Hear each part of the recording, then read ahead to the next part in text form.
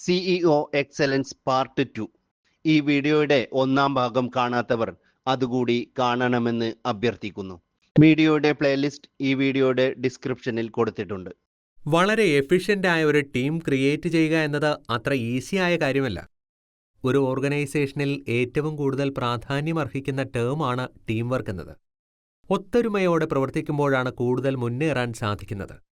നമുക്കെല്ലാവർക്കും അതറിയുകയും ചെയ്യാം, അത് എന്ത് കാര്യത്തിലായാലും എന്ന്.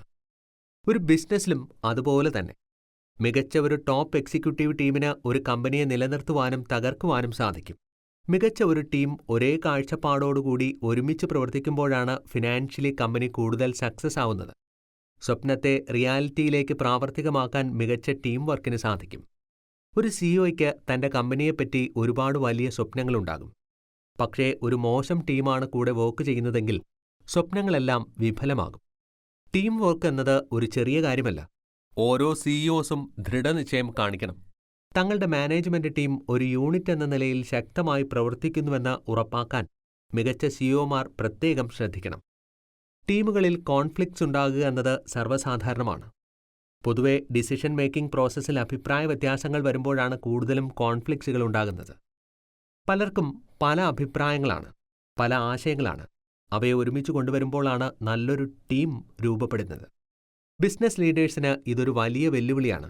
കാരണം ഓരോരുത്തരുടെയും ആശയങ്ങളും അഭിപ്രായങ്ങളും നിർദ്ദേശങ്ങളും മാനിച്ച് അവയെ കോർഡിനേറ്റ് ചെയ്യുന്നത് അത്ര നിസ്സാരമല്ലല്ലോ.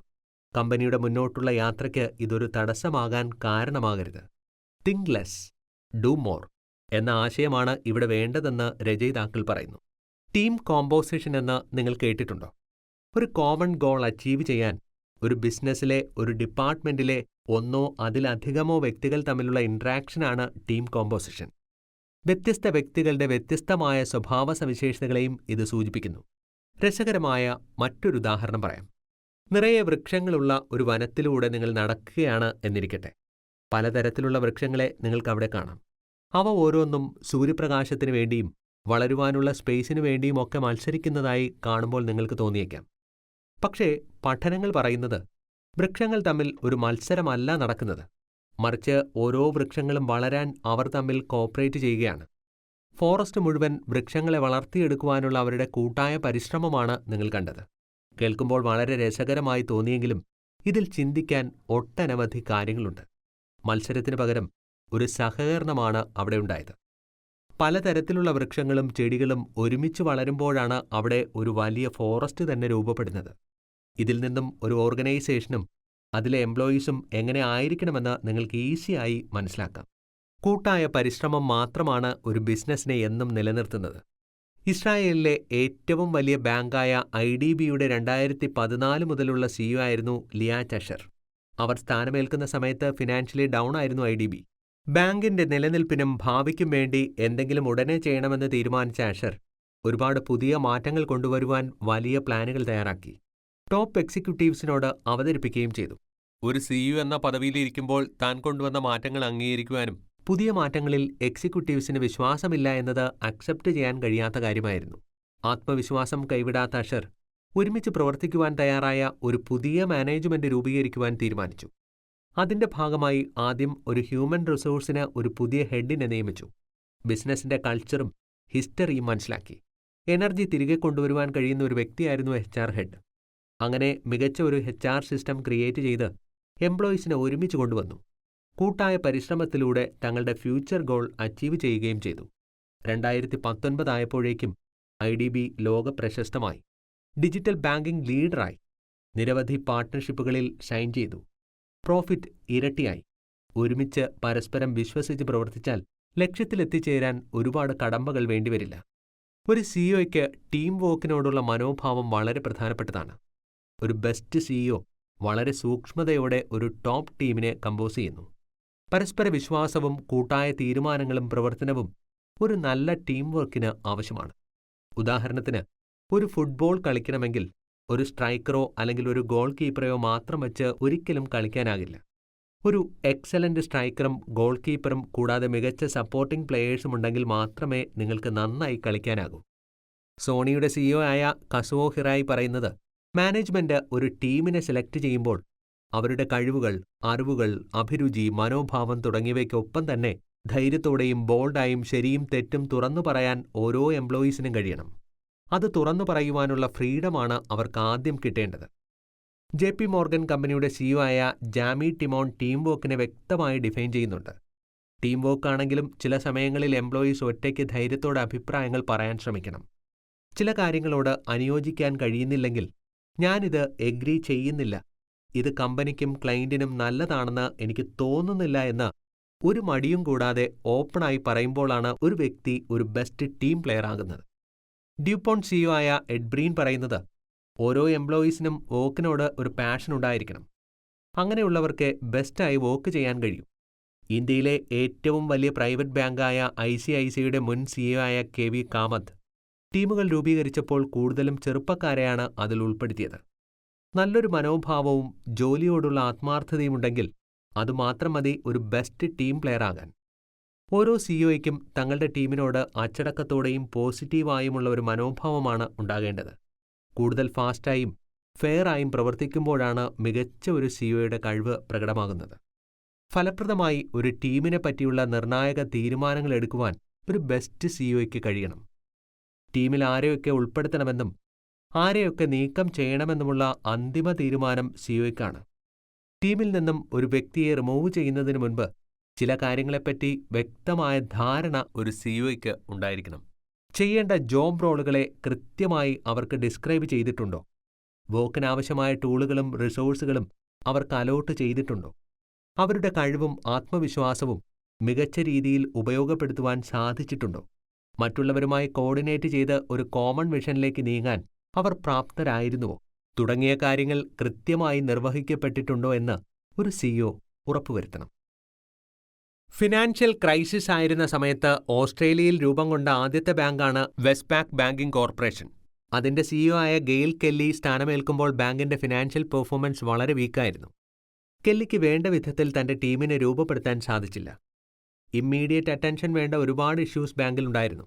അതുപോലെ തന്നെ കെല്ലിയുടെ ടീമിലെ എംപ്ലോയീസ് ഈ ഒരു CEO പദവി കെല്ലി അർഹിക്കുന്നില്ല എന്നും അതിനുവേണ്ട ക്വാളിറ്റി കെല്ലിക്ക് ഇല്ല എന്നും കരുതി. ടീമുകളുടെ വിശ്വാസമില്ലായ്മയും കൂട്ടായ പരിശ്രമത്തിന്റെ അഭാവവും കൊണ്ട് കെല്ലിക്ക് തന്റെ വിഷൻ അച്ചീവ് ചെയ്യുന്ന കാര്യത്തിൽ സംശയവും പ്രയാസവും തോന്നി. എന്നിരുന്നാലും തന്റെ ആത്മവിശ്വാസം കൈവിടാതെ കെല്ലി 12 പേരടങ്ങുന്ന ഒരു ഡയറക്ടർ ഗ്രൂപ്പിനെ സെലക്ട് ചെയ്യുകയും അവർക്ക് പരിശീലനം കൊടുത്ത് പ്രോത്സാഹിപ്പിച്ച് വർക്ക് ചെയ്യാൻ തുടങ്ങി. തങ്ങളുടെ പദ്ധതിയുടെ ഉദ്ദേശമെന്താണെന്ന് വളരെ ക്ലിയറായി ഓരോ ടീം മെമ്പേഴ്സിനോടും അവതരിപ്പിച്ച് അവരുടെ വിശ്വാസം പിടിച്ചുപറ്റി വ്യക്തികൾ തമ്മിലുള്ള അകലം കുറയ്ക്കുകയും ചെയ്തു. കാലക്രമേണ ഗ്ലോബൽ ഫിനാൻഷ്യൽ ക്രൈസിസിൽ നിന്നും കമ്പനി രക്ഷപ്പെടുകയും ഫിനാൻഷ്യലി സക്സസ് ആവുകയും കൂടുതൽ പ്രോഫിറ്റ് നേടാനും തുടങ്ങി. കെല്ലി താൻ ബാങ്കിന്റെ CEO ആയിരുന്ന 7 വർഷവും ടീം വർക്കുകൾക്ക് പ്രാധാന്യം കൊടുത്തു. അതുകൊണ്ട് തന്നെ ബാങ്കിന്റെ റവന്യൂ $38 ബില്യൺ നിന്നും $79 ബില്യൺ മാറി. ഒരു ബെസ്റ്റ് ടീം വർക്കിന്റെ റിസൾട്ടാണ് നാം ഇവിടെ കണ്ടത്. ബിസിനസ്സുകളെല്ലാം ടീം വർക്കിന് മുന്തിയ പരിഗണന കൊടുക്കുന്ന കാലമാണിത്. ജോലിക്ക് വേണ്ട ഇന്റർവ്യൂ റൗണ്ടുകളിൽ പോലും കൂട്ടായ്മ മനോഭാവം പരിശോധിക്കുന്ന ചോദ്യങ്ങളുണ്ടാകും. എന്റെ ജോലി ഞാൻ ചെയ്തുകൊള്ളാം, ടീമിൽ പ്രവർത്തിച്ച് ബാക്കിയുള്ളവരെ കൂടെ സഹിക്കേണ്ട കാര്യം എനിക്കില്ലെന്ന് ചിന്തിക്കുന്നവർ ഒരുപാടുണ്ടാകും. പക്ഷേ സഹപ്രവർത്തകരുമായി ഒത്തുചേർന്ന കാര്യങ്ങൾ പങ്കുവച്ച് പ്രവർത്തിക്കുമ്പോൾ സ്ഥാപനം നന്നാവുന്നതിനോടൊപ്പം തന്നെ തൊഴിലിലുള്ള തന്റെ ഉയർച്ചയ്ക്കും ജോലിഭാരം കുറയ്ക്കുവാനും സഹായകമാകുമെന്ന് മനസ്സിലാക്കണം. ടീമിൽ പ്രവർത്തിക്കുമ്പോൾ ഓരോ വ്യക്തിക്കും പൊതുവായ ഒരു ലക്ഷ്യമാണുള്ളത്. ഇത് പുതിയ ആശയങ്ങൾ പങ്കുവയ്ക്കുവാനും ബിസിനസ്സിലെ ജോലികൾ ഉത്തരവാദിത്തത്തോടെ പെട്ടെന്ന് ചെയ്തു തീർക്കുവാനും സഹായിക്കുന്നു. കൂട്ടായ്മയോടെയുള്ള പ്രവർത്തനം അധിക ചെലവ് കുറച്ച് ലാഭകരമായി പ്രവർത്തിക്കുന്നതിനുള്ള മുഖ്യ ഘടകമായതിനാൽ താഴ്ന്ന തലം മുതൽ ഉന്നത പദവി വരെയുള്ള പൊസിഷനുകളിൽ ടീം വർക്ക് എപ്പോഴും പ്രാധാന്യമർഹിക്കുന്നതാണ്. പലപ്പോഴും കമ്പനികളിൽ ചർച്ചകൾ നടക്കുമ്പോൾ ഇതെന്നെ ബാധിക്കുന്ന കാര്യമല്ല, അതുകൊണ്ട് ഞാനതിൽ ഇടപെടില്ല എന്ന മനോഭാവത്തോടെ ഇരിക്കുന്നവരെ കാണാൻ സാധിക്കും. പക്ഷേ ബിസിനസിന്റെ ഉയർച്ച ഓരോ വ്യക്തികളുടെയും ഉയർച്ചയ്ക്ക് കാരണമാകുന്നുവെന്നത് ഓരോ എംപ്ലോയീസും മനസ്സിലാക്കണം. അതിന്റെ പ്രാധാന്യം ഒരു CEO അവർക്ക് നൽകണം. വളരെ സിമ്പിളായ ഒരു ഉദാഹരണം പറയാം. ഇപ്പോൾ ഒരു ഇന്റർവ്യൂ എടുത്താൽ ഗ്രൂപ്പ് ഡിസ്കഷൻ പോലുള്ള റൗണ്ടുകളിൽ മറ്റുള്ളവർ പറഞ്ഞ കാര്യങ്ങൾ അഭിനന്ദിക്കുകയും അതിനെ പിന്തുണയ്ക്കുകയും കൂടാതെ ഒന്നും പറയാതിരിക്കുന്നവർക്ക് സംസാരിക്കാനായി പ്രോത്സാഹനം നൽകുകയും ഒക്കെ ചെയ്യുന്നത് ഉദ്യോഗാർത്ഥികളുടെ കൂട്ടായ്മ മനോഭാവത്തെയാണ് വെളിപ്പെടുത്തുന്നത്. അതേ മനോഭാവമാണ് ഒരു ബിസിനസ്സിനും വേണ്ടത്. ഒരു കമ്പനിയിൽ കൂട്ടായ്മയോടെ നല്ല ടീം പ്ലെയറായി പ്രവർത്തിക്കുവാൻ ചില കാര്യങ്ങളിൽ ലീഡേഴ്സ് പ്രത്യേക ട്രെയിനിങ്ങുകൾ എല്ലാ എംപ്ലോയീസിനും നൽകണം. ക്ഷമാശീലം വളർത്തുക. സഹപ്രവർത്തകരുടെ കഴിവുകളും പോരായ്മകളും മനസ്സിലാക്കി അതിനനുസരിച്ച് പെരുമാറുക. ബിസിനസ്സിൽ ചെറുതും ഗൂഢസ്വഭാവമുള്ളതുമായ കൂട്ടുകെട്ടുകളിൽ പെടാതിരിക്കുക. അപവാദങ്ങൾ പ്രോത്സാഹിപ്പിക്കാതിരിക്കുക. മറ്റുള്ളവർ അല്ലെങ്കിൽ ലീഡേഴ്സ് പറയുന്ന കാര്യങ്ങൾ ശ്രദ്ധയോടെ കേൾക്കുക. എടുത്തുചാടിയുള്ള നിഗമനങ്ങളും തീരുമാനങ്ങളും എടുക്കാതിരിക്കുക. സാഹചര്യമനുസരിച്ച് പ്രവർത്തിക്കുക. സെൽഫിഷ് ആകാതെ ജോലി ചെയ്യുക. ഒരുമിച്ച് വരുമ്പോൾ അത് തുടക്കം, ഒരുമിച്ച് നിൽക്കുമ്പോൾ അത് വളർച്ച, ഒരുമിച്ച് പ്രവർത്തിക്കുമ്പോൾ അത് വിജയമെന്ന ഹെൻറി ഫോർഡിന്റെ വാചകം എപ്പോഴും ഒരു ബിസിനസ്സിലെ എംപ്ലോയീസിന് പ്രചോദനമാകണം. അടുത്തതായി, ആശയവിനിമയത്തിനുള്ള സൗകര്യം ഓരോ ലീഡേഴ്സും എംപ്ലോയീസിന് സാധ്യമാക്കണം. ഫ്രീ ആയി അഭിപ്രായങ്ങൾ പങ്കുവയ്ക്കുവാനുള്ള അവസരമാണ് എംപ്ലോയീസിന് കിട്ടേണ്ടത്. അഭിപ്രായങ്ങൾ ഷെയർ ചെയ്യാൻ വിശാലമായ ഒരു പ്ലാറ്റ്ഫോം തുറക്കുമ്പോൾ ഒരു സഹകരണ അന്തരീക്ഷം രൂപപ്പെടും. അതായത് ഓരോ ജീവനക്കാരനും സംസാരിക്കുവാൻ അവസരം നൽകുന്നു. ഇപ്പോൾ ഒരു എംപ്ലോയി ഉപദേശങ്ങൾ തേടുകയോ സഹായം ചോദിക്കുകയോ വിദ്യാസമ്പന്നരായവരോട് അഭിപ്രായം പങ്കുവയ്ക്കുകയോ ചെയ്യുന്നതിൽ ആർക്കും അസ്വസ്ഥതകൾ തോന്നരുത്. ഏതെങ്കിലും പ്രശ്നത്തിന് ഒരു പരിഹാരം ആവശ്യമായി വരുമ്പോൾ ടീമിലെ എല്ലാ എംപ്ലോയീസും ലീഡറും ഒരുമിച്ച് സൊല്യൂഷൻ കണ്ടുപിടിക്കണം. എംപ്ലോയീസിന്റെ ഇടയിൽ മാത്രമല്ല, മാനേജർമാരിലും വർദ്ധിച്ച സഹകരണം രൂപപ്പെടുത്തണം. മികച്ച ഒരു സിഇഒ ഭാവിയിലുണ്ടാകുന്ന വിവിധ പ്രശ്നങ്ങൾ വിജയകരമായി പരിഹരിക്കുന്നതിനും ഒരു ടീമിനെ സൃഷ്ടിക്കുന്നതിനും ടീമുകളിലെ ഓരോ എംപ്ലോയീസിന്റെ കഴിവുകളെപ്പറ്റി കൃത്യമായ ധാരണ ഉണ്ടായിരിക്കുന്നവരായിരിക്കണം. ശാസ്ത്രജ്ഞരും മനഃശാസ്ത്രജ്ഞരും മനുഷ്യൻ ഒരു കൂട്ടായ സാമൂഹിക ജീവിയാണെന്ന് പണ്ടേ സ്ഥാപിച്ചിട്ടുണ്ട്. ഒരു വ്യക്തിക്ക് മറ്റാളുകളുമായി ആശയവിനിമയം നടത്തുവാൻ കഴിയുന്നുവെങ്കിൽ അതിനർത്ഥം ഒരു കാര്യം മാത്രമാണ്: മറ്റൊരാളുടെ സാന്നിധ്യം ആ വ്യക്തിക്ക് ആവശ്യമില്ല. അല്ലെങ്കിൽ അയാൾ നിരാശനും അസന്തുഷ്ടനുമായ വ്യക്തിയാണ്. അതിനാൽ ആശയവിനിമയത്തിനുള്ള കഴിവ്, ഒരു ടീമിൽ പ്രവർത്തിക്കുവാനുള്ള കഴിവ് എന്നിവ എംപ്ലോയിക്ക് ഉറപ്പായും ഉണ്ടായിരിക്കണം. ഒരു ടീമിൽ ഒരുമിച്ച് പ്രവർത്തിക്കുവാനുള്ള കഴിവ് അയാളുടെ പേഴ്സണൽ ഗ്രോത്തിനും കാരണമാകുന്നു. മികച്ച ഒരു സിഇഒ ഓരോരുത്തർക്കും അവരുടെ ജോലി കൃത്യമായി ചെയ്യുന്നതിന് ആവശ്യമായ എല്ലാ വിവരങ്ങളും ഉണ്ടെന്ന് ഉറപ്പുവരുത്തണം. നിലവിലുള്ള ചുമതലകൾ എന്തൊക്കെയാണ്? ടീം അംഗങ്ങൾ എങ്ങനെയാണ് അവരുടെ ലക്ഷ്യത്തിൽ എത്തിച്ചേരേണ്ടത്? അവരുടെ റോളിൽ തിളങ്ങാൻ അവർ എന്ത് അധികമായ കഴിവുകൾ നേടേണ്ടതുണ്ട്? തുടങ്ങിയ കാര്യങ്ങളിലെല്ലാം തന്നെ കൃത്യമായ ധാരണ ഒരു സിഇഒയ്ക്കുണ്ടാകണം. പദ്ധതിയുടെ വ്യാപ്തിയും ആവശ്യങ്ങളും അടിസ്ഥാനമാക്കി വർക്കുകൾ അലോട്ട് ചെയ്യുക. ടീം അംഗങ്ങളെ പ്രോത്സാഹിപ്പിക്കുക. അവരുടെ വിജയം എല്ലാവരുടെയും വിജയമാണ്. ഓരോ സഹപ്രവർത്തകനോടും വ്യക്തിപരമായ തലത്തിൽ ബഹുമാനിക്കുകയും പെരുമാറുകയും ചെയ്യുന്ന ഒരു ലീഡറാണ് ഒരു കമ്പനിക്ക് എപ്പോഴും ആവശ്യം. ഒരു ബിസിനസ്സിൽ ഒരു പുതുമ കൊണ്ടുവരുവാൻ ശ്രദ്ധ കേന്ദ്രീകരിക്കുമ്പോൾ വിശാലമായ വിജ്ഞാന അടിത്തറയും അനുഭവവും ചിന്താരീതിയുമുള്ള ഒരു വൈവിധ്യമാർന്ന ആളുകളെ ഉൾക്കൊള്ളുന്ന ഒരു ടീമാണ് ബിസിനസ്സിലുള്ളതെങ്കിൽ ഒരു പുതുമയാർന്ന പരിഹാരം കാണുവാൻ സാധിക്കും. മുൻപ് പറഞ്ഞതുപോലെ അഭിപ്രായങ്ങളോട് വിയോജിക്കുന്നതിൽ കുഴപ്പമില്ല. വ്യത്യസ്തമായ ആശയങ്ങളും പരിഹാരങ്ങളും കൊണ്ടുവരുവാനും പ്രശ്നങ്ങൾ ഇല്ലാതാക്കുവാനും അത് സഹായിക്കുന്നു. ബഹുമാനവും ക്ലിയറായ ആശയവിനിമയവും ഉണ്ടെങ്കിൽ മാത്രം. ആരോഗ്യപരവും ഉൽപാദനക്ഷമവും ക്രിയാത്മകവുമായ ആശയവിനിമയങ്ങൾ വളരെ പ്രയോജനകരമാണ്.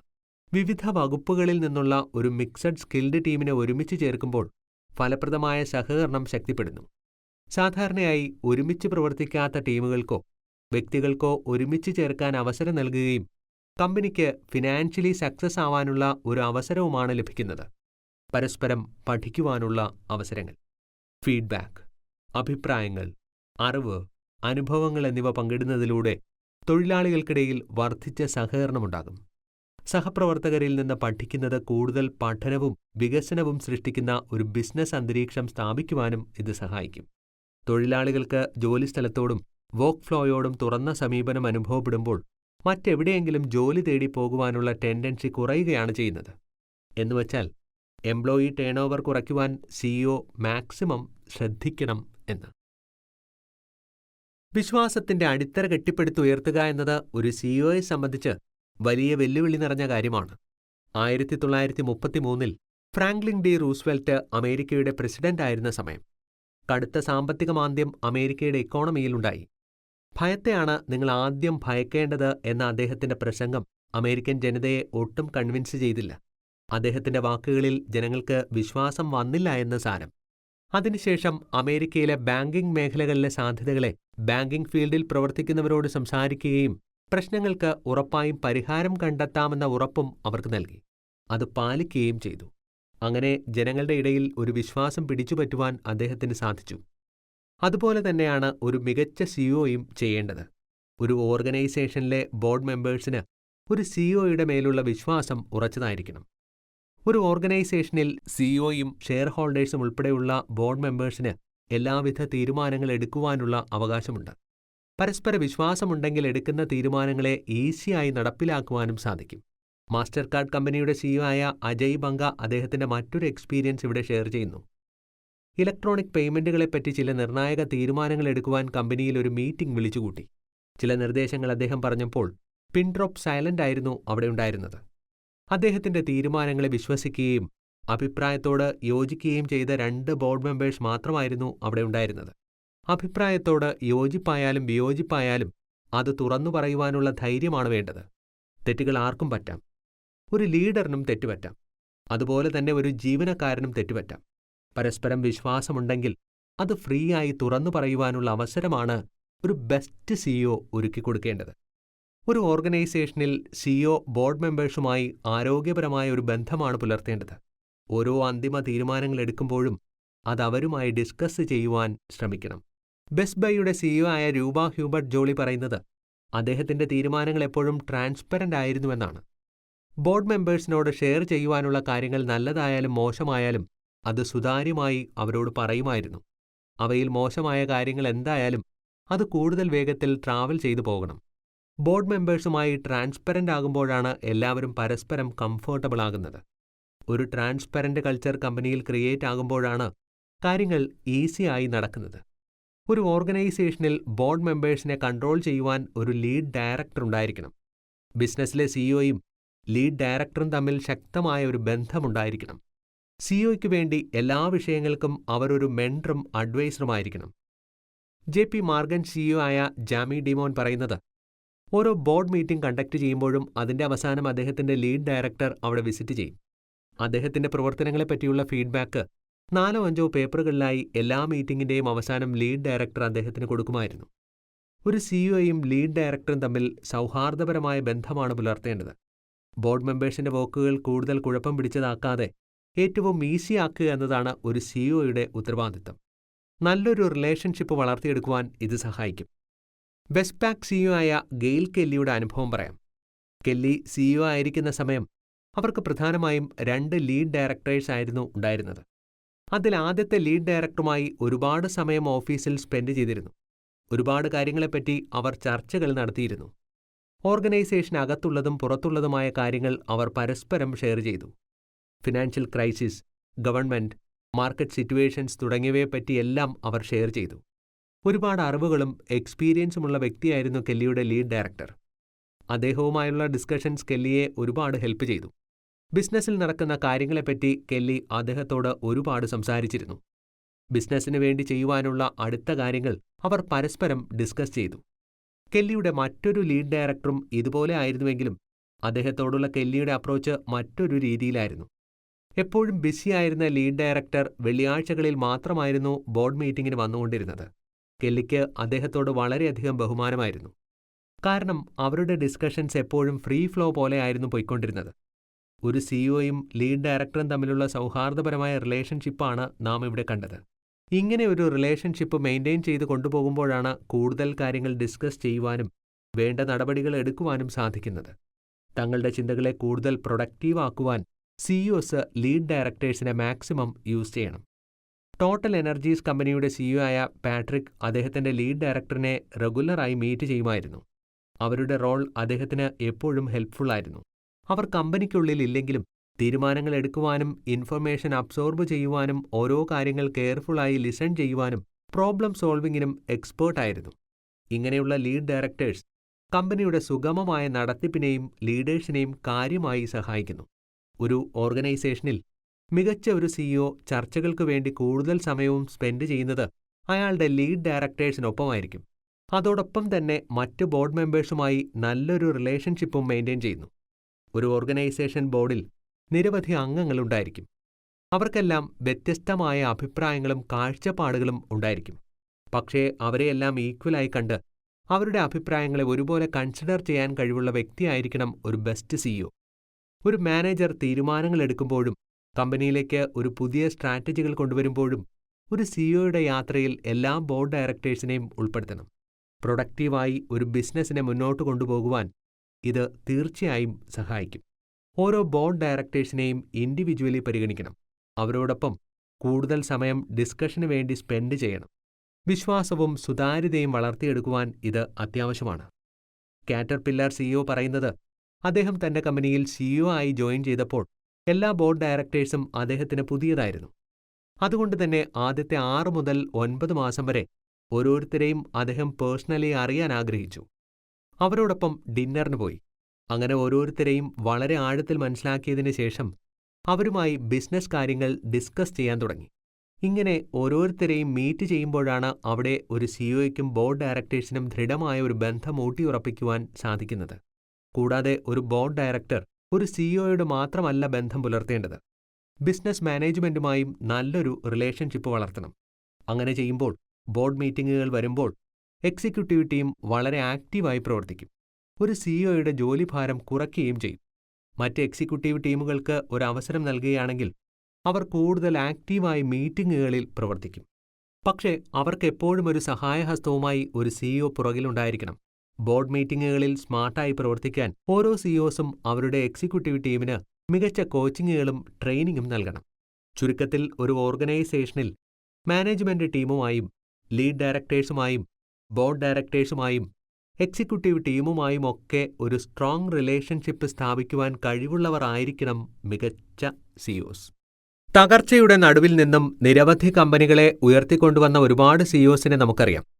ഇതെല്ലാം സാധ്യമാകുന്നത് അവരുടെ മികച്ച കഴിവും കഠിനാധ്വാനത്തിന്റെയും പ്രയത്നത്തിന്റെയും ഫലമായിട്ടാണ്. ഇൻട്രസ്റ്റിംഗ് ആയ മറ്റൊരു ഉദാഹരണം പറയാം.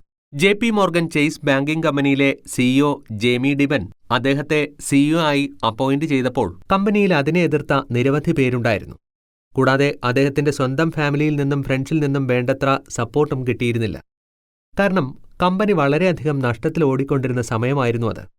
അതുകൊണ്ടുതന്നെ മൊത്തത്തിൽ മെസ്ഡപ്പ് ആയിരിക്കുന്ന കമ്പനിയിലേക്ക് പോകരുതെന്നും ആമസോണും അതുപോലെ തന്നെ മറ്റ് കമ്പനികളിൽ നിന്നുമൊക്കെ ജോബ് ഓഫർ ലഭിച്ച അദ്ദേഹത്തെ അങ്ങോട്ടേക്ക് പറഞ്ഞുവിടാൻ തന്നെയായിരുന്നു ഫാമിലിക്കും താൽപ്പര്യം. പക്ഷേ ഡിമൻ നേരെ മറിച്ചായിരുന്നു ചിന്തിച്ചത്. ഫിനാൻഷ്യൽ സർവീസ് മേഖലയായിരുന്നു അദ്ദേഹത്തിന്റെ മനസ്സിലെപ്പോഴും. അതുകൊണ്ടുതന്നെ ഈ കമ്പനിയിലെ വെല്ലുവിളി നിറഞ്ഞ ഈ ഓപ്പർച്യൂണിറ്റി ഏറ്റെടുക്കുവാനും അദ്ദേഹം തീരുമാനിച്ചു. 22 അംഗങ്ങളടങ്ങിയ ബോർഡ് ടീമായിരുന്നു കമ്പനിക്കുണ്ടായിരുന്നത്. എഫിഷ്യന്റായ ഡിസിഷൻസ് എടുക്കുവാൻ ഇത്ര പേരുടെ തന്നെ കഴിവുകൾ ധാരാളമായിരുന്നു. പല ഡയറക്ടേഴ്സിനും പുതിയൊരു സിഇഒ വന്നാൽ ഈ കമ്പനി എങ്ങനെ നടത്തിക്കൊണ്ടു പോകുമെന്ന കാര്യത്തിൽ സംശയവും ഉണ്ടായിരുന്നു. സിഇഒ പദവി ഏറ്റെടുത്തതിനു ശേഷം ഒരു ബോർഡ് മീറ്റിംഗ് വിളിക്കുകയും ഡിമോൺ സംസാരിക്കുകയും ചെയ്തു. ഈ കമ്പനിക്ക് വേണ്ടി ശരിയായ കാര്യമാണ് ഞാനിനി ചെയ്യാൻ പോകുന്നത്. കമ്പനിയെപ്പറ്റിയുള്ള എല്ലാ സത്യങ്ങളും ഞാൻ നിങ്ങളോട് തുറന്നു പറയുകയാണ്. ഒരുപാട് പ്രോമിസുകൾ ഞാൻ നിങ്ങൾക്ക് നൽകുന്നില്ല. അതിനെനിക്ക് കഴിയുകയുമില്ല. എന്താണ് ഞാൻ ചിന്തിക്കുന്നതെന്നും എന്തുകൊണ്ടാണ് ഇങ്ങനെ ചിന്തിക്കുന്നതെന്നുമാണ് ഞാൻ നിങ്ങളോട് പറയാൻ പോകുന്നത്. ഞാൻ പറയുന്ന കാര്യങ്ങൾ തെറ്റാണെങ്കിൽ അത് ഏറ്റുപറയുവാനുള്ള മനസ്സും എനിക്കുണ്ട്. ഇത്രയും കാര്യങ്ങളാണ് അദ്ദേഹം ബോർഡ് മീറ്റിംഗിൽ സംസാരിച്ചത്. തുടർന്ന് എന്തൊക്കെ കാര്യങ്ങളാണ് കമ്പനി നിലനിർത്തിക്കൊണ്ടുപോകുവാൻ ഇനി താൻ ചെയ്യാൻ പോകുന്നതെന്നും അവരോട് വിശദീകരിച്ചു. കമ്പനി മുൻപോട്ടു പോകുവാനുള്ള ശരിയായ കാര്യമാണ് ഇനി നടക്കേണ്ടത്. തുടർന്ന് 22 ബോർഡ് മെമ്പേഴ്സ് ഉണ്ടായിരുന്ന ടീമിനെ 14 പേരടങ്ങുന്ന ടീമാക്കി മാറ്റി. വ്യക്തികളുടെ വിവിധ കഴിവുകളും അനുഭവങ്ങളും മാക്സിമം ഉപയോഗിക്കുവാൻ ഡിമൻ തീരുമാനിച്ചു. എന്താണ് ചെയ്യേണ്ടതെന്ന് ഞാൻ നിങ്ങളോട് പറയുന്നില്ല. നിങ്ങൾക്കതറിയാം എന്ത് ശരിയായി ചെയ്യണമെന്ന്. അദ്ദേഹത്തിന്റെ ഈ അഭിപ്രായത്തെ എല്ലാവരും അനുകൂലിച്ചു. എല്ലാവരുടെയും വിശ്വാസം പിടിച്ചുപറ്റിയ ഡിമൻ അവരെ നിരന്തരം ഗൈഡും സപ്പോർട്ടും ചെയ്തുകൊണ്ടിരുന്നു. ഹാർഡായ തീരുമാനങ്ങൾ എടുക്കുവാനും അതിനനുസരിച്ച് പ്രവർത്തിക്കുവാനും അദ്ദേഹം അവരെ ട്രെയിൻ ചെയ്തു. 2004 ആയപ്പോഴേക്കും അതിശയകരമായ വളർച്ചയായിരുന്നു കമ്പനിക്കുണ്ടായത്. ലോകത്തിലെ ഏറ്റവും വലിയ രണ്ടാമത്തെ ഫിനാൻഷ്യൽ സർവീസ് ഇൻസ്റ്റിറ്റ്യൂഷനായി JP മോർഗൻ മാറി. മാറ്റങ്ങളുടെ ആവശ്യകതയും അതെത്രത്തോളം ആവശ്യമാണെന്നും ഒരു ബെസ്റ്റ് സിഇഒയ്ക്ക് ക്ലിയറായി അറിയാം. ഒരു ബിസിനസിന്റെ ബോർഡ് മെമ്പർ എന്ന് പറയുന്നത് അതിന്റെ ഷെയർ ഹോൾഡേഴ്സിനെയാണ്. ബിസിനസിന്റെ ഓണേഴ്സിനെ റെപ്രസെന്റ് ചെയ്യുന്നവരാണ് ഷെയർ ഹോൾഡേഴ്സ്. നേരിട്ടായും അല്ലാതെയും അവർ ഒരു ബിസിനസ്സിൽ സ്വാധീനം ചെലുത്തുന്നു. ഒരു ബിസിനസ്സിൽ നടക്കുന്ന എല്ലാ കാര്യങ്ങളെപ്പറ്റിയും അറിയുവാനുള്ള പൂർണ്ണ അവകാശം അവർക്കുണ്ട്. തീരുമാനങ്ങൾ എടുക്കുവാനും അഭിപ്രായങ്ങൾ അറിയിക്കുവാനുമുള്ള അവകാശം അവർക്കുണ്ട്. പക്ഷേ കമ്പനിയുടെ മാനേജ്മെന്റ് ടീം അങ്ങനെയല്ല അവരെ ലീഡ് ചെയ്യുന്നത്. ഒരു സിഇഒ ആയിരിക്കും. ഒരു ബോർഡ് മെമ്പേഴ്സിന് പ്രധാനമായും 3 ഫംഗ്ഷൻസാണുള്ളത്. അതിലൊന്നാമതായി കമ്പനിയുടെ പ്ലാനിംഗ്. ഒരു സിഇഒയെ അപ്പോയിന്റ് ചെയ്യാനും റിമൂവ് ചെയ്യാനുമുള്ള പൂർണ്ണ അധികാരം ബോർഡിനുണ്ടായിരിക്കും. രണ്ടാമതായി കമ്പനിയുടെ സ്ട്രാറ്റജികളെ അപ്രൂവ് ചെയ്യുക. 5 അല്ലെങ്കിൽ 10 വർഷമോ കഴിഞ്ഞിട്ട് കമ്പനിയെ എങ്ങനെ കാണാനാണ് നിങ്ങൾ ആഗ്രഹിക്കുന്നതെന്നാണ് ഈ സ്ട്രാറ്റജി അപ്രൂവ് ആക്കുന്നതുകൊണ്ട് അർത്ഥമാക്കുന്നത്. മൂന്നാമതായി ഓഡിറ്റ്, കോമ്പോസിഷൻ കമ്മിറ്റി തുടങ്ങിയവയിലൂടെ മോണിറ്റർ ചെയ്യുക. റിസ്ക് മാനേജ് ചെയ്യുക തുടങ്ങിയവയാണ് ഒരു ബോർഡിന്റെ പ്രധാന ഫംഗ്ഷൻസ്. ഡയറക്ടേഴ്സിന്റെ അമിതമായ ഇടപെടലുകൾ ചില ഓർഗനൈസേഷന്റെ പ്രവർത്തനങ്ങളെ സാരമായി ബാധിച്ചേക്കാം. അതുകൊണ്ടാണ് ബോർഡ് മെമ്പേഴ്സും സിഇഒയും തമ്മിൽ ഒരു ഹെൽത്തി റിലേഷൻഷിപ്പ് എപ്പോഴും വയ്ക്കണമെന്ന് പറയുന്നത്. ഒരുപാട് വർഷത്തെ അനുഭവങ്ങളുള്ളവർ ആയിരിക്കാം ബോർഡ് മെമ്പേഴ്സ്. അതുകൊണ്ട് തന്നെ ചില കാര്യങ്ങളിൽ വളരെയധികം നിബന്ധനാ മനോഭാവമുള്ളവരായിരിക്കാം ബോർഡ് മെമ്പേഴ്സ്. കൃത്യസമയത്ത് ഇൻഫർമേഷൻസ് പാസ് ചെയ്യുക എന്നത് വളരെ അത്യാവശ്യമാണ്. ഒരു സിഇഒ എടുക്കുന്ന തീരുമാനങ്ങളുടെ മേൽ പൂർണ്ണ അധികാരം ബോർഡ് ഡയറക്ടേഴ്സിനുണ്ട്. മീറ്റിംഗ് അറേഞ്ച് ചെയ്യുമ്പോൾ ബിസിനസ്സിലെ എല്ലാ കാര്യങ്ങളും ചർച്ച ചെയ്യണം. പക്ഷേ ചില ഏരിയകൾ അത് ബോർഡ് ഓഫ് ഡയറക്ടേഴ്സിന് മാത്രമുള്ളതാണ്.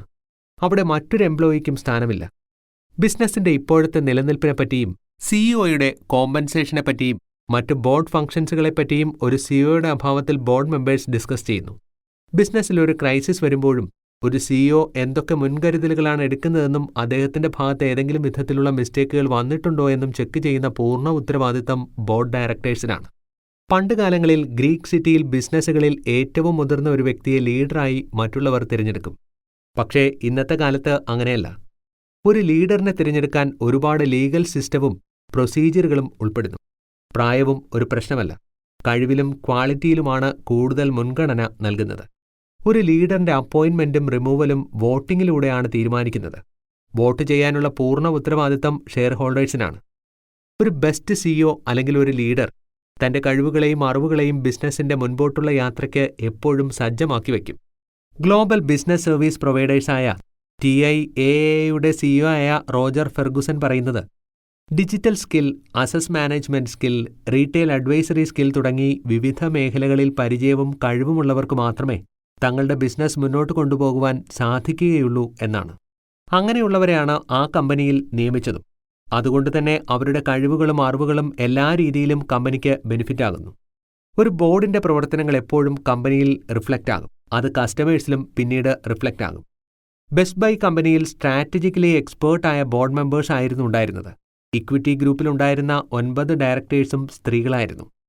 ചെറുപ്പക്കാരായ ഒരുപാട് സ്ത്രീകളെ ഇൻസ്പയർ ചെയ്യാൻ വേണ്ടിയായിരുന്നു അങ്ങനെ ഒരു നീക്കം. ഏറ്റവും അനുയോജ്യമായ അംഗങ്ങളെ ബോർഡിൽ നിയമിക്കുക എന്നത് വളരെ പ്രാധാന്യമുള്ളതാണ്.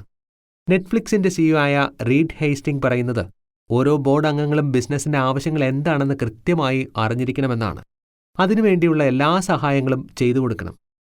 ഒരു സിഇഒയുടെ പ്രവർത്തനങ്ങളെ സപ്പോർട്ട് ചെയ്യണം. കൂടാതെ ബോർഡ് മെമ്പേഴ്സ്, മാർക്കറ്റ്, ഓപ്പർച്യൂണിറ്റികൾ, വരാനിരിക്കുന്ന സാധ്യതകൾ, റിസ്ക് തുടങ്ങിയവയെപ്പറ്റിയുള്ള അറിവും ഉണ്ടായിരിക്കണം.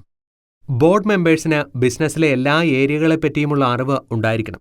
കാരണം രചയിതാക്കൾ തങ്ങൾ നടത്തിയ റിസർച്ചുകളിലൂടെ കണ്ടെത്തിയത്, ഒരു കമ്പനിയിൽ 10% ബോർഡ് മെമ്പേഴ്സ് മാത്രമാണ് ഒരു കമ്പനിയിലെ ഡിസൈൻ, സ്ട്രാറ്റജികൾ, കമ്പനി ഓപ്പറേറ്റ് ചെയ്യുന്ന രീതികൾ തുടങ്ങിയവ മനസ്സിലാക്കിയിരിക്കുന്നത്. 21% ബോർഡ് മെമ്പേഴ്സ് മാത്രമാണ് ബിസിനസിന്റെ വാല്യൂ എന്താണെന്ന് മനസ്സിലാക്കിയിരിക്കുന്നത്. കഴിഞ്ഞ 20 വർഷം ബിസിനസ് എങ്ങനെയായിരുന്നോ അടുത്ത 20 വർഷത്തേക്കും അത് അങ്ങനെ തന്നെ ആയിരിക്കുമെന്നാണ് അവർ കരുതുന്നത്. പക്ഷേ അപൂർവങ്ങളിൽ അപൂർവമായി മാത്രമേ അത് സംഭവിക്കാറുള്ളൂ. ഇത്തരത്തിലുള്ള വെല്ലുവിളികളെ നേരിടുവാൻ ബോർഡ് മെമ്പേഴ്സ് എഡ്യൂക്കേഷനു വേണ്ടി ഒരുപാട് സമയം മാറ്റിവെക്കേണ്ടതായിട്ടുണ്ട്. കമ്പനിയുടെ അകത്തും പുറത്തും നടക്കുന്ന കാര്യങ്ങളെപ്പറ്റിയുള്ള എഡ്യൂക്കേഷൻ വളരെ അത്യാവശ്യമാണ്. എക്സലന്റായ ഒരു സിഇഒയ്ക്ക് ഈ എഡ്യൂക്കേഷൻ ഷെയ്പ്പ് ചെയ്യാനും ബോർഡ് മെമ്പേഴ്സിനെ സഹായിക്കുവാനും ബിസിനസ് വാല്യൂ കൂട്ടുവാനും സാധിക്കും. സിഇഒ ഇടയ്ക്കിടെ കണ്ടക്ട് ചെയ്യുന്ന മീറ്റിംഗുകളും എഡ്യൂക്കേഷൻ ഇവന്റ് പ്ലാനുകളും ബോർഡ് മെമ്പേഴ്സിന് ഒരുപാട് ഹെൽപ്ഫുൾ ആകും. കൂടാതെ ബോർഡ് മെമ്പേഴ്സിനെ ഉൾപ്പെടുത്തിയുള്ള വിവിധ യാത്രകൾ നടത്തുന്നത് ഒരുപാട് ഗുണം ചെയ്യും. കസ്റ്റമർ പ്രിഫറൻസ്, വിവിധ എക്കോണമികൾ, കാര്യങ്ങളെപ്പറ്റി മനസ്സിലാക്കുവാനും ബോർഡ് മെമ്പേഴ്സിന് സാധിക്കും. യാത്രകൾ ബിസിനസ് മനസ്സിലാക്കുവാൻ മാത്രമല്ല ബോർഡ് മെമ്പേഴ്സിനെ സഹായിക്കുന്നത്, മറിച്ച് റിലേഷൻഷിപ്പ് ഊട്ടിയുറപ്പിക്കുവാനും സാധ്യമാക്കുന്നു. ബോർഡ് മെമ്പേഴ്സിനെ എഡ്യൂക്കേറ്റ് ചെയ്യാൻ ട്രാവൽ മാത്രമല്ല ആവശ്യമായിട്ടുള്ളത്. ഒരുപാട് അഡ്വൈസറി ടീമുകൾ ഇന്ന് ബിസിനസ്സിന് വേണ്ടി വർക്ക് ചെയ്യുന്നുണ്ട്. ബോർഡ് മെമ്പേഴ്സിന് ബിസിനസ്സിൽ നടക്കുന്ന എല്ലാ കാര്യങ്ങളെപ്പറ്റിയുള്ള എഡ്യൂക്കേഷൻ ഇത്തരത്തിലുള്ള അഡ്വൈസറി ടീമുകൾക്ക് നൽകാനാകും.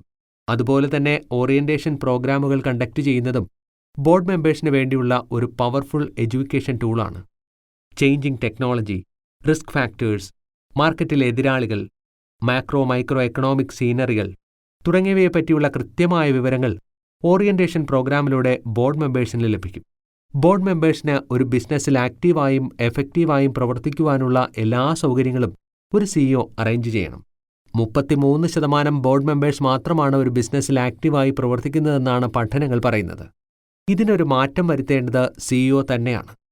അടുത്തതായി, ഒരു കമ്പനിയിൽ ബോർഡ് മീറ്റിംഗിന്റെ പ്രാധാന്യം എന്താണെന്ന് മനസ്സിലാക്കണം. ബോർഡ് മെമ്പേഴ്സിന്റെ എല്ലാ കഴിവുകളെയും പുറത്തു കൊണ്ടുവരുവാൻ മാനേജ്മെന്റ് വളരെ വലിയൊരു റോളാണ് ബിസിനസ്സിൽ വഹിക്കുന്നത്.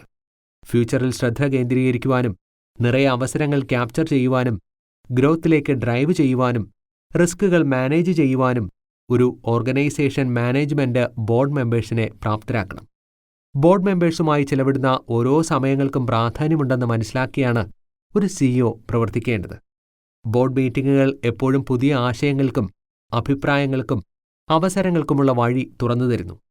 ആശയങ്ങൾ എക്സ്ചേഞ്ച് ചെയ്യാനും സ്ട്രാറ്റജികൾ ഷേപ്പ് ചെയ്യുവാനും കമ്പനി ബോർഡ് മെമ്പേഴ്സാണ് മുൻകൈയെടുത്ത് പ്രവർത്തിക്കേണ്ടത്.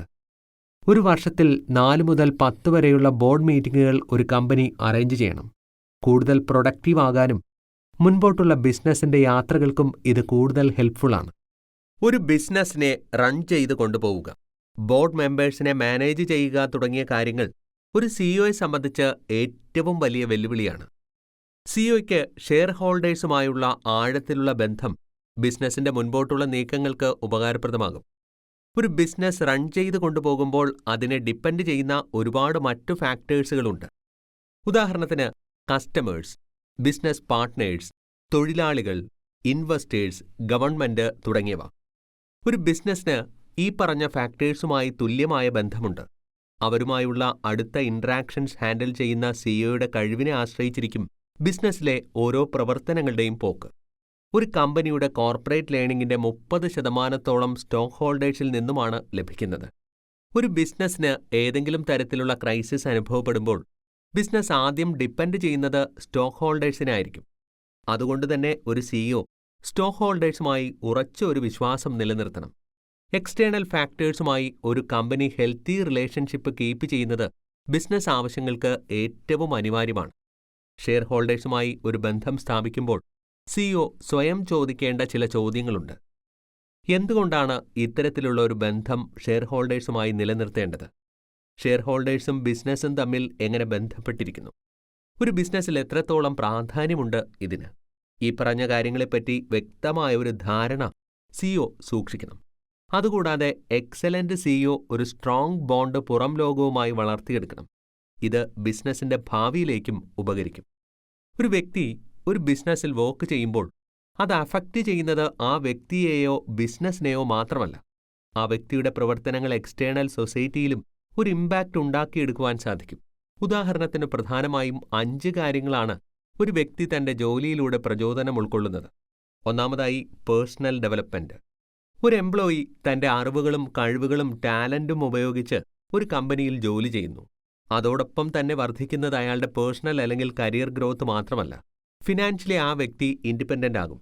നോൺ ഫിനാൻഷ്യൽ റിവാർഡ്സ്, ഫ്രീഡം തുടങ്ങിയവയെല്ലാം ആ വ്യക്തിക്കുണ്ടാകും. സെക്കൻഡ് ഫാക്ടറാണ് ഫെലോ എംപ്ലോയീസ്. എന്നുവച്ചാൽ കൂടെ വർക്ക് ചെയ്യുന്ന മറ്റ് എംപ്ലോയീസ്. ഓരോ ജീവനക്കാരും മറ്റുള്ളവരോട് ഒരു ആത്മബന്ധം പുലർത്തണം. ഫ്രണ്ട് റിലേഷൻഷിപ്പ് കീപ്പ് ചെയ്യണം. മറ്റുള്ളവരെ കെയർ ചെയ്യണം. ടീം വർക്കുകളിൽ ഒത്തൊരുമയോടെ സത്യസന്ധമായി പ്രവർത്തിക്കണം. മൂന്നാമത്തെ ഫാക്ടറാണ് കമ്പനി അല്ലെങ്കിൽ ബിസിനസ്. ഓരോ ബിസിനസ്സിനും ഒരു കോമൺ ഗോൾ ഉണ്ടാകും. അത് അച്ചീവ് ചെയ്യാൻ ബിസിനസ് ആവശ്യങ്ങൾ നിറവേറ്റി ഒത്തൊരുമയോടെ പ്രവർത്തിക്കണം. ബിസിനസ് ഫിനാൻഷ്യലി സക്സസ് ആകുമ്പോഴാണ് ഓരോ എംപ്ലോയീസിനും പേഴ്സണൽ ഗ്രോത്തും ഉണ്ടാകുന്നത്. നാലാമത്തെ ഫാക്ടറാണ് കസ്റ്റമർ ഇമ്പാക്റ്റ്. ബിസിനസ്സിലെ ഏറ്റവും വലിയ അസറ്റാണ് കസ്റ്റമേഴ്സ്. കസ്റ്റമേഴ്സ് ഇല്ലാതെ ഒരു ബിസിനസ്സിനും നിലനിൽക്കാനാവില്ല. അതുകൊണ്ട് തന്നെ ബെറ്റർ സർവീസ് ഓരോ കസ്റ്റമേഴ്സിലും എത്തിക്കുമ്പോഴാണ് അവർ ലോയലാകുന്നത്. അതുകൊണ്ട് തന്നെ ബെറ്റർ സർവീസ് ഓരോ കസ്റ്റമേഴ്സിലും എത്തിക്കുമ്പോഴാണ് അവർ ലോയലാകുന്നത്. കൂടുതൽ കസ്റ്റമേഴ്സ് ബിസിനസ്സിലേക്ക് ആകർഷിക്കപ്പെടുന്നത്. അഞ്ചാമത്തെ ഫാക്ടറാണ് ഇമ്പാക്റ്റ് ഓൺ സൊസൈറ്റി. മികച്ച ഒരു ബിസിനസ്സിന് ഈ ലോകത്തെ തന്നെ മാറ്റിമറിക്കുവാൻ സാധിക്കും. സാമൂഹ്യപരമായ ഇടപെടലുകൾ ഒരു ബിസിനസ് പുറം ലോകവുമായി നടത്തണം.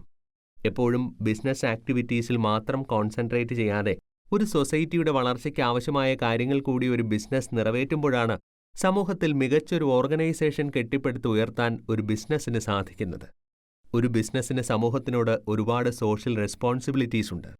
അതിൽ പ്രധാനമായും എടുത്തു പറയേണ്ടത് ചില എൻവയോൺമെൻ്റൽ ഫാക്ടേഴ്സാണ്. പൊല്യൂഷൻ, ഡീഫോറസ്റ്റേഷൻ, വേസ്റ്റ് മാനേജ്മെൻറ്റ് തുടങ്ങി ഒരുപാട് കാര്യങ്ങൾ ഇതിൽ ഉൾപ്പെടുന്നു. ഒരു ബിസിനസ് ആരംഭിക്കുമ്പോൾ സമൂഹത്തിന് ദോഷകരമായി വരുന്ന ഒന്നും ചെയ്യാതിരിക്കുവാൻ ശ്രദ്ധിക്കണം. ഉദാഹരണത്തിന് ജലമലിനീകരണം, വായുമലിനീകരണം തുടങ്ങിയവ പോലുള്ള ദോഷകരമായ കാര്യങ്ങൾ മാക്സിമം അവോയ്ഡ് ചെയ്യണം.